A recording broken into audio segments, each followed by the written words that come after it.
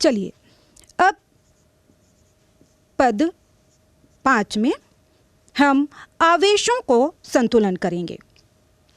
बच्चों, आवेशों का संतुलन करने के लिए हम इलेक्ट्रॉन जोड़ते हैं। पहले लेते हैं हम ऑक्सीकरण अर्ध अभिक्रिया,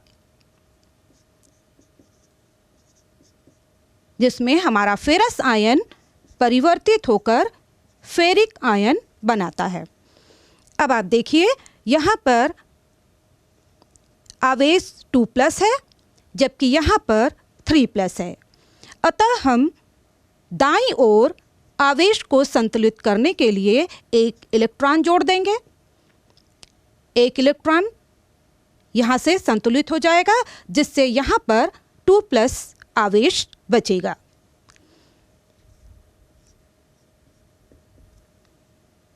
अब हम अपचयन अर्ध अभिक्रिया को संतुलित करते हैं।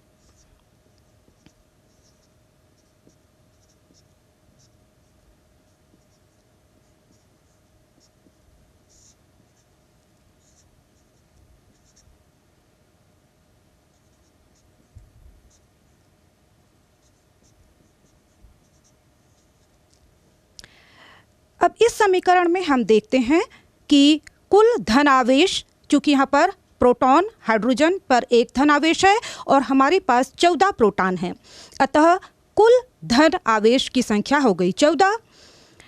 साथ ही यहाँ पर क्रोमेट आयन पर 2 माइनस आवेश भी हैं।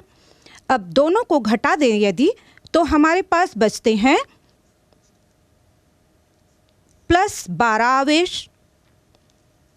इसी तरह से यहाँ पर हम देखें तो जल में कोई भी आवेश नहीं है, जबकि क्रोमियम पर 3+ आवेश 3+ आवेश है और क्रोमियम की संख्या है 2, अतः कुल आवेश हुआ +6। अब आप देख रहे हैं कि दाईं ओर +6 आवेश है, जबकि बाईं ओर +12 आवेश है। अतः आवेश को संतुलित, जिधर धन चार्ज जितना ज़्यादा होता है, कम करने के लिए हम उतने ही इलेक्ट्रॉनों को जोड़ते हैं। अतः हम यहाँ पर भी +6 चार्ज लाने के लिए 6 इलेक्ट्रॉन जोड़ेंगे। अतः हमारा समीकरण हो जाएगा Cr2O7 2- plus 14H plus 6 electron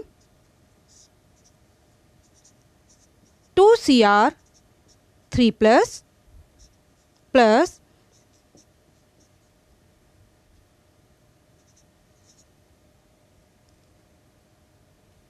7H2O।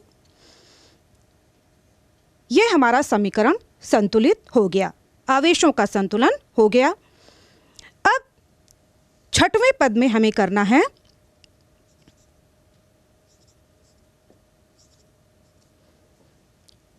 हमें ऑक्सीकरण अर्ध अभिक्रिया तथा अपचयन अर्ध अभिक्रिया दोनों को जोड़कर नेट अभिक्रिया लिखनी है।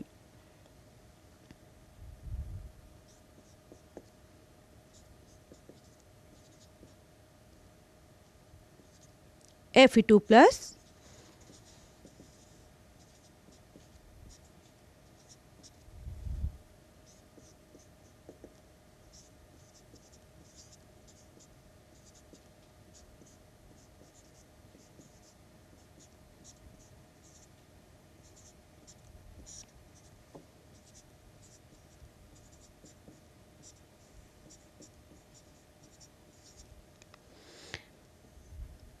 बच्चों, यहाँ पर हमें एक बात ध्यान देनी है कि ऑक्सीकरण अर्ध तथा अपचयन अर्ध अभिक्रियाओं में, ऑक्सीकरण अर्ध अभिक्रिया में जितने इलेक्ट्रॉन निष्कासित किए जाते हैं, अपचयन अर्ध अभिक्रिया में उतने ही इलेक्ट्रॉनों का उपयोग हो जाना चाहिए।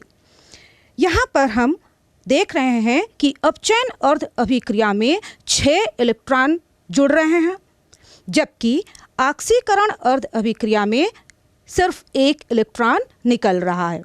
अतः इसे संतुलित करने के लिए हमें ऑक्सीकरण अर्ध अभिक्रिया को 6 से गुणा करना होगा, जिससे यहाँ पर फेरस आयन की संख्या भी 6 हो जाएगी, फेरिक आयन की संख्या भी 6 हो जाएगी तथा इलेक्ट्रॉनों की संख्या भी 6 हो जाएगी।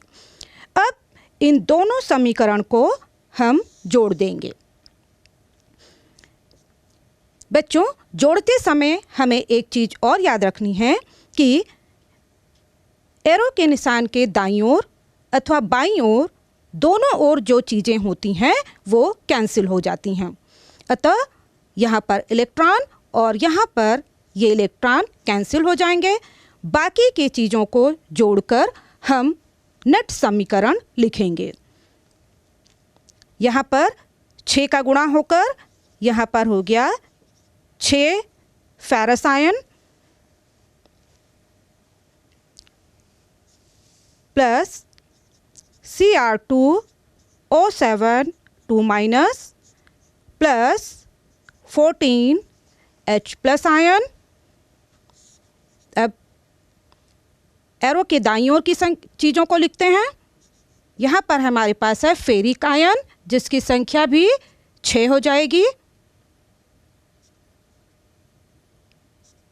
Plus 2 chromium ion plus 7 H2O। तो इस तरह हमें संतुलित समीकरण प्राप्त होगा। बच्चों, आप भी इस तरह बहुत सारी रेडॉक्स अभिक्रियाओं को लिखकर उन्हें संतुलित करने की प्रैक्टिस करेंगे।